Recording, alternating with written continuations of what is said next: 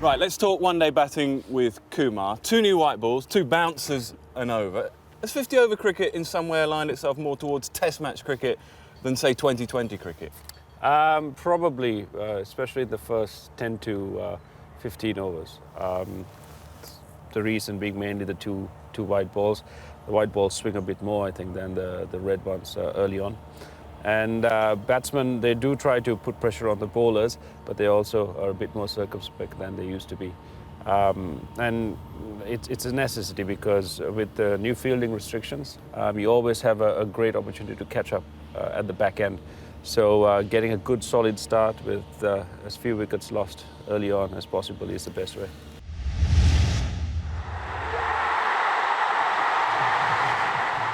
Right, we're going to put you in a situation here. We've got what we think is a good one-day wicket. You've lost an early wicket, you're in. There's 2 or 3 slips. What's your approach then in the first 10 overs?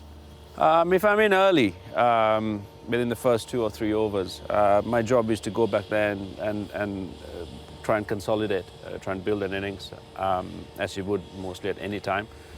So I'd go there and it'll be mostly Test match mode to start off with, really watch the ball, try and assess the conditions and try and run well between wickets. And once you've done that for a couple of overs, once you know what the shots are you can play on the wicket, then you try and take advantage of a bad ball, width, length, anything that's working for you, try and you climb into that. But I think it's really important that you take that initial bit of time to really set yourself and consolidate, because it really gives you an advantage later on.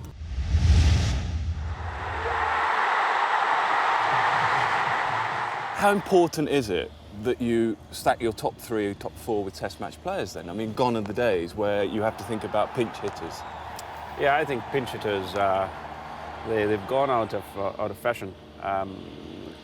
Quite early, actually. You had the 96 and up to about 2002-03 when you would consider pinch hitters. Of course, Sri Lanka were at the forefront of that. Yeah, we were. But then you soon realised that that was not to your best advantage unless maybe you were chasing a really large total. These days, you might find someone thrown in as the inning progresses, maybe after the 35th over, to take advantage of a power play. Something like that. So the pinch hitters, I think, have moved down the innings a lot more rather than up the order. And like I said, it's good batsmen batting for a long period in one-day cricket right now gives any side a huge advantage. You set a target in the first 10 overs? You have targets all along. But I think those are targets that you have to reassess depending on the conditions, how the bowlers are bowling, whether you've lost wickets or not. But the real key is to have a foundation from which you can launch. In the first 10 overs, if you're 45, 50 would be fantastic. But anywhere from between 40 and 50 is ideal. That's not always the case. Sometimes you're 35. That's fine, as long as you have good wickets in hand. But if you're an opener, I think the right attitude to have is, look for bad balls, look to score all the time. If it's not there to hit, you leave. You try and rotate strike as best as possible. And if there is a weak link in the bowling attack, that's when you really try and put pressure on the bowlers.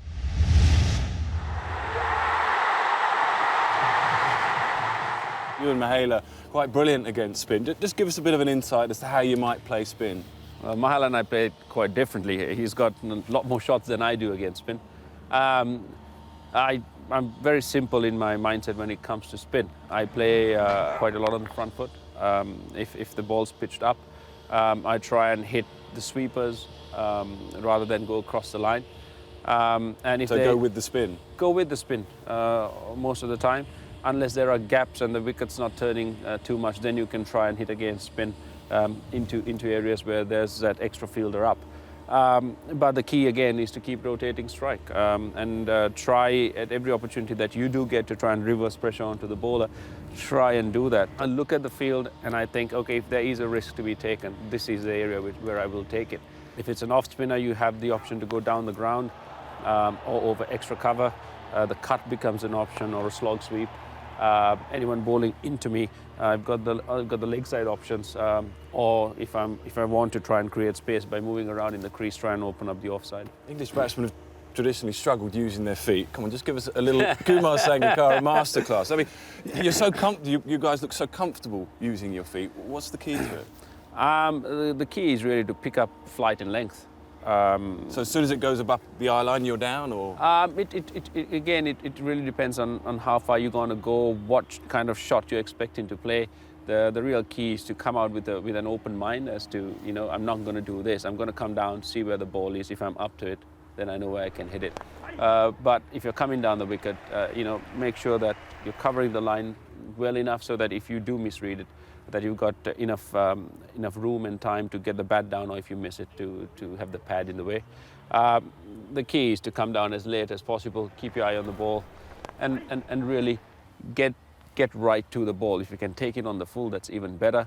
But you really want to be, a maximum of 6 inches to a foot away from the ball, so that your bat can come through and you can hit it hopefully down to the sweepers. Or if you're taking a risk to try and go up over the field, you can still get that close, but you're probably not going to cover the line as much as possible. You're going to give yourself a bit more room for the bat to swing through. So that's where the risk comes in, where you've left a bit of room for the bowler to try and beat the bat, but you're trusting yourself enough to make sure that you get there first. What about manoeuvring the field?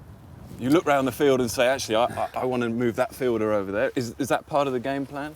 Yeah, I think in one-day cricket that becomes very important, to try and open up gaps where you want the gaps to be, and have easy gaps open for singles. And if you are getting those singles and they cover that gap, then try and see whether you can have a boundary option or a two option where the field's opened up. So a lot of players will do the lap sweep. They'll try and run it down towards third man. But more often than not, it's simple enough to really be able to play straight and still keep working balls into gaps. If there's not much turn, there are times to an off spinner, without going with the spin, you can actually come down, cover the line, and go over areas like mid-wicket that might be left open for you. Walk across and sweep on length to an area if there's a square leg vacancy.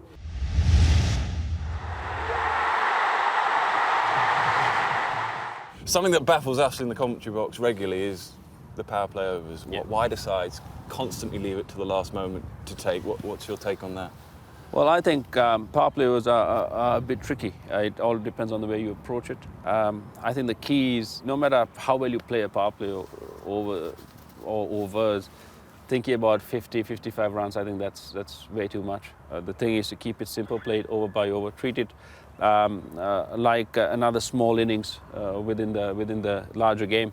Try and rotate strike as much as possible.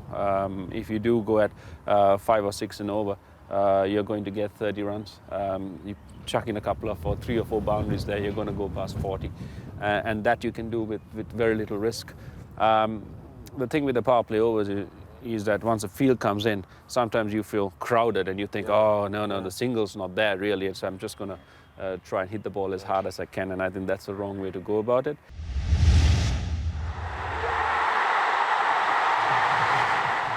With the change in regulations now, where you have to have 5 men in the circle, is that a real opportunity to get your score up to a plus par score? I think it is. If you've seen most of the one-day cricket that we've seen, we've really, players and teams have really tried to press on the accelerator in those last 15 or maybe even 10 overs.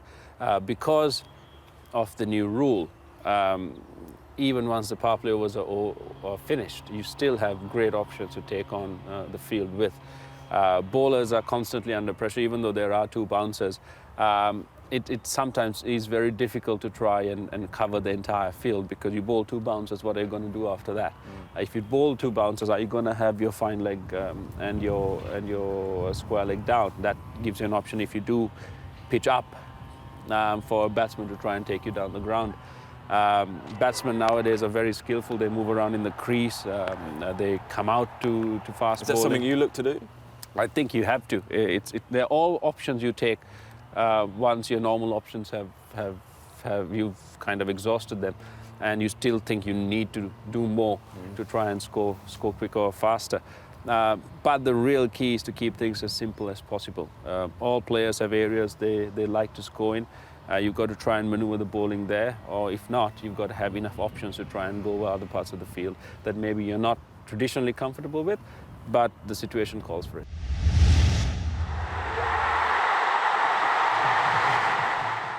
You've got a brilliant death bowler, we'll say Lasith Malinga. Are you using the crease? You've got a big heavy bat there. How are you trying to negate the Yorker? Well, you can, with Lasith, it's a bit difficult because he seems to be able to hit a coin on the crease. But yeah, the key is to try and use the crease. The key is to try and see or use whatever you can to get an advantage. So whether it's using the crease, whether it's moving across, whether it's moving forward, backward. A lot of batsmen have different things, and sometimes it's just easy to just keep still. But the bowlers themselves know that they've got a great chance of picking up wickets, because when batsmen are going for it, and the bowlers stick to their game plans and to their fields, it gives them a great opportunity to come back into games and bring the sides back into games. And we've seen that in the past, with especially our bowling attack. We've got such a great variety and such great control that we've been able to do that. So as batsman, if I'm batting against any bowler, if it's the last 5-6 overs, really I'm just trying to hit a 6 or a 4 or run 2s or 3s or whatever. But if I'm trying to hit one, I'm just going to close my eyes and have as big a swing as I can and hope. But we've got. If I make it to the death overs, that means our side's in a really strong position.